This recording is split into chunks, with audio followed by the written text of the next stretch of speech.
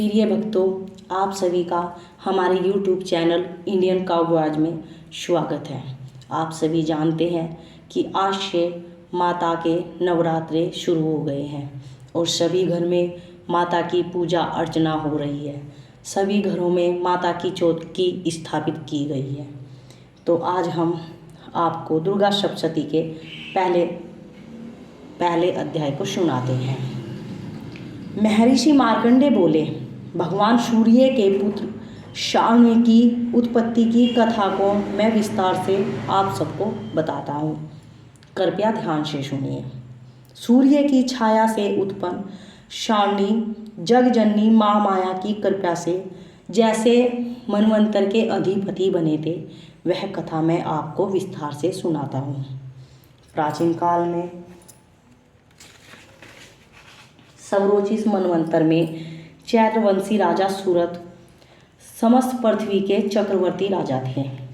वे सारी प्रजा को अपने पुत्रों की भांति पालन पोषण करते थे। यवन राजाओं से राजा सूरत की शत्रुता हो गई।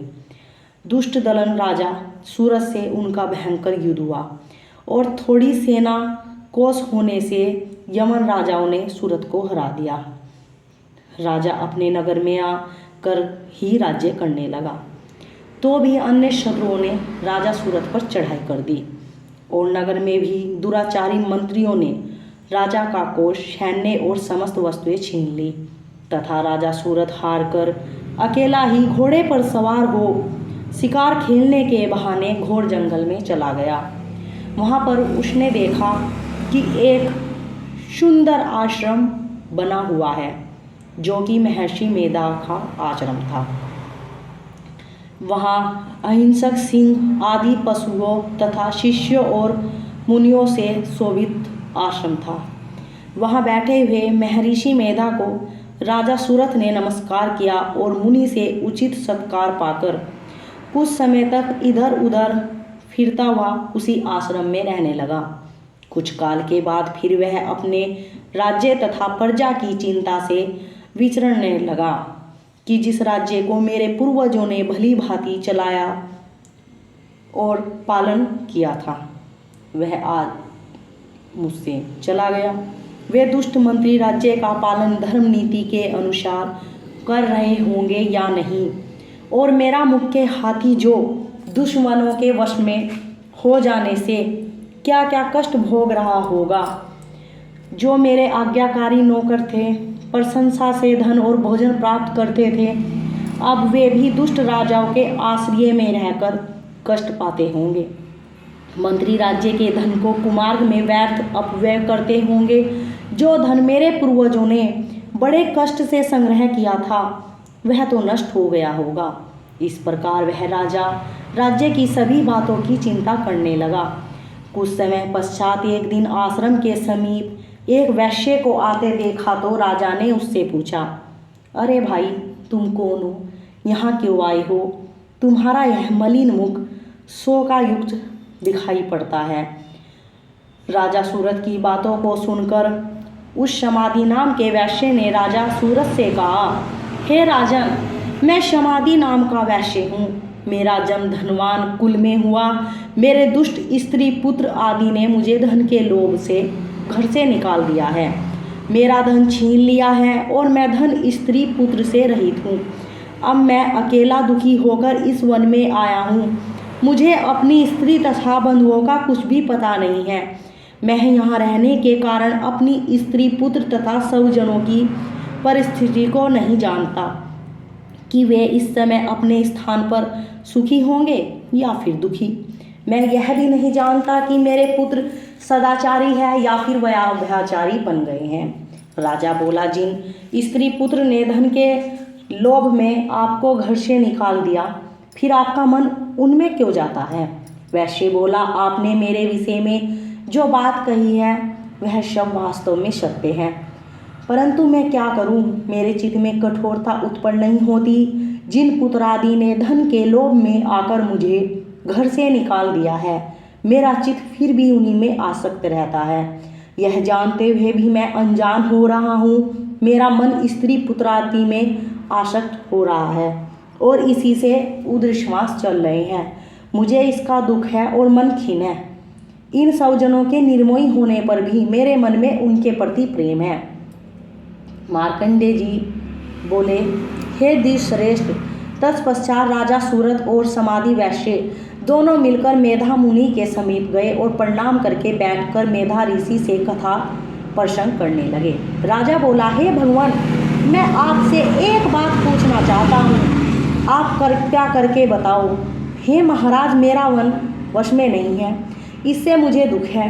गए हुए राज्य तथा अन्य सभी स्त्री पुत्र बांधवों की ममता मुझे अभी तक बनी हुई है। हे मुनिश्रेष्ठ, यह जानते हुए भी मेरा स्नेह उनसे अज्ञानियों की भांति विशेष बढ़ता जाता है। और यह समाधि वैश्य भी घर को छोड़कर आया है, क्योंकि इसके स्त्री पुत्र आदि ने इसे त्याग दिया है। इसे भी घर से बाहर निकाल दिया है। यह भी उनमें अत्यंत आसक्त रहता है। इसी तरह हम दोनों बहुत दुखी हैं। हे महाभाग, उनके दोषों को जानते हुए भी हम दोनों का हृदय उनके प्रति ममता में रहता है। इतना ज्ञान होते हुए भी ऐसी ममता क्यों है? हम दोनों को अज्ञानियों की भांति मूर्खता क्यों हो रही है? महर्षि मेधा ने कहा, देखिए राजन, समस्त जंतुओं को जानने योग्य ज्ञान होता है।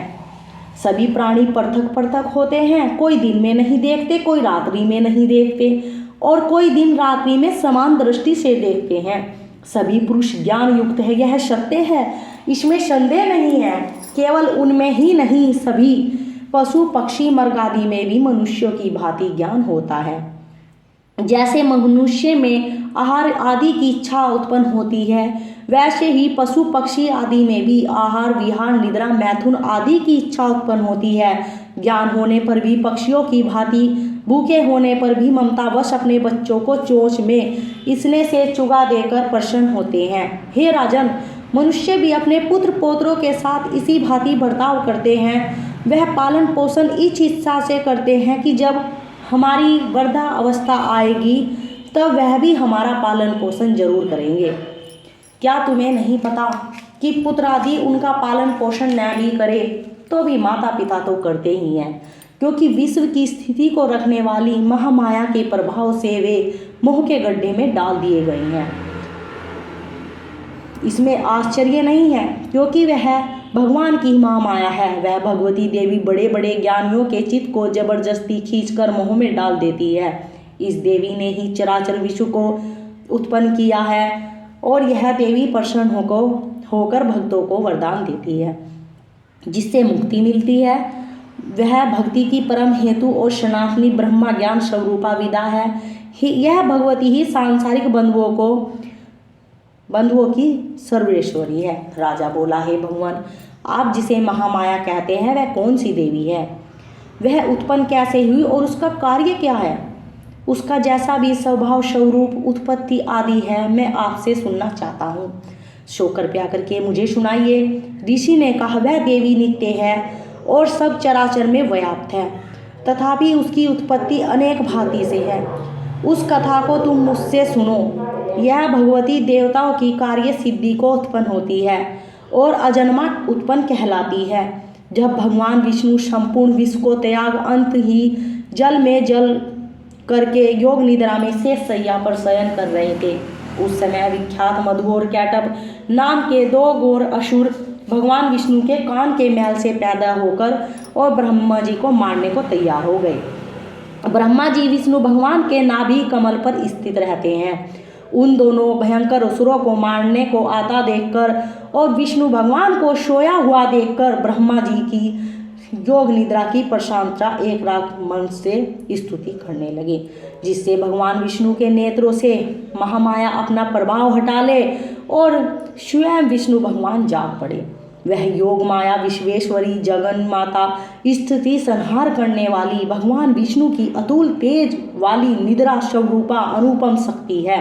ब्रह्मा जी बोले, हे महामाये, तुम ही शिवाया देवताओं को पालने वाली हो, पितरों का पोषण करने वाली हो, इंद्र को यज्ञ का हिस्सा पहुंचाने वाली हो, अमृत भी तुम ही हो और अक्षरों में ऊ मात्रा वह भी तुम ही हो, तुम आदि मात्रा व्यंजन भी तुम ही हो। हे देवी, तुम ही संध्या सावित्री और संसार की जननी हो। हे मातेश्वरी, विश्व को उत्पन्न पालन और संहार करने वाली भी तुम ही हो। रचना काल में सृष्टि रूप तथा पालन काल में संहार स्थिति स्वरूपा आप ही हो। आप महाविदा, महामाया, महादेवी, महास्मृति, महामोया, महादेवी, महाअशुरी हो। आप ही समस्त चराचर के तीनों गुणों सत्व रजतम को उत्पन्न करने वाली प्रकृति हो। आप श्री ईश्वरी और बुद्धि के बोध स्वरूपा हो। लज्जा, पुष्टि, दृष्टि, शांति, क्षमता आप ही हो। रे मातेश्वरी, आप खड़ग, शूल, घोर, गदा, शंख, चक्र, धनुष, बाण, भुषुंडी, परिघ आदि अस्त्रों को धारण करने वाली हो। हे देवी, आप तो सौम्यता हो। संसार में आप सबसे सुंदर हो। आप श्रेष्ठ परमेश्वरी हो। सत और असत कुछ भी हो, उन सब की शक्ति आप ही हो। मैं आपकी कैसे प्रार्थना करूं? जो इस विश्व की रक्षा, पालन और संहार करते हैं, उन विष्णु भगवान को भी आपने निद्रा के वश में कर लिया है। फिर भला बताइए, कौन आपकी प्रार्थना करने में सक्षम हो सकता है? जबकि भगवान विष्णु, शंकर तथा मुझसे यह शरीर आपने ग्रहण कर लिया है। आप तो अपने प्रभाव से स्वयं प्रशंसित हो। मधु और कैटम नाम के इन महादुष्टों को आप मोह लीजिए और विश्वपति भगवान अच्युत हो जगाइए। इन दोनों महासुरों का संहार करने के लिए भगवान को बुद्धि दो। ऋषि बोले। इस प्रकार जब ब्रह्मा जी ने मधु और कैटभ असुरों के संहार के लिए भगवान विष्णु को जगाने के लिए तामसी देवी की प्रार्थना की, तो उसी समय भगवान विष्णु के नयन, मुख, नाक, भुजा, हृदय और वक्ष स्थल से निकलकर देवी उपस्थित हो गई और योग निद्रा से भगवान विष्णु जनार्दन जाग पड़े। तदंतर भगवान विष्णु ने उन पराक्रमी, वीर्यवान मधु और कैटभ असुरों को देखा। ब्रह्मा जी को खाने के लिए जिनकी आंखें लाल हो रही थी, तब भगवान विष्णु ने शेष शैया से उठ उन असुरों से 5000 वर्ष तक बाहुयुद्ध किया। अति बलशाली महानुमत दोनों असुरों को माँ माया ने मोहित कर रखा था। अतः दुष्टों ने भगवान से कहा कि आप हमसे वरदान मांगो। भगवान ने कहा, यदि आप मुझ पर प्रसन्न हो और मुझे वरदान देना चाहते हो, तो मुझे आपसे एक ही वरदान चाहिए, क्योंकि यहाँ पर और किसी वरदान से कोई फायदा नहीं है। मैं चाहता हूँ मेरे हाथ से तुम्हारी मृत्यु हो, और मैं केवल यही वर आपसे चाहता हूँ। ऋषि ने कहा। इस भांति जब भगवान ने उनसे यह वरदान ले लिया और वे धोखे में आ गए, तो भगवान से कहने लगे, हमें प्रभु सारी पृथ्वी पर जल ही जल दिखाई देता है। हे भगवान, इसलिए आप हमारा वध उस स्थान पर ही कीजिए जहाँ पृथ्वी पर कहीं भी पानी न हो। ऋषि मेधा ने कहा। तब विष्णु भगवान ने शंख, चक्र, गदा धारण किए और तथास्तु कह दोनों के सिर अपनी जांघों पर रखकर चक्र से काट दिए। इस प्रकार यह महामाया देवी श्री ब्रह्मा जी की प्रार्थना करने पर स्वयं उत्पन्न हुई है। हे राजन, मैं अब इसके प्रभाव को बताता हूँ, आप ध्यान से सुनिए।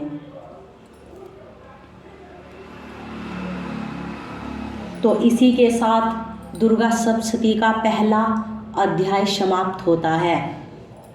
बोल माता रानी जगन जननी माता की सदा ही जय।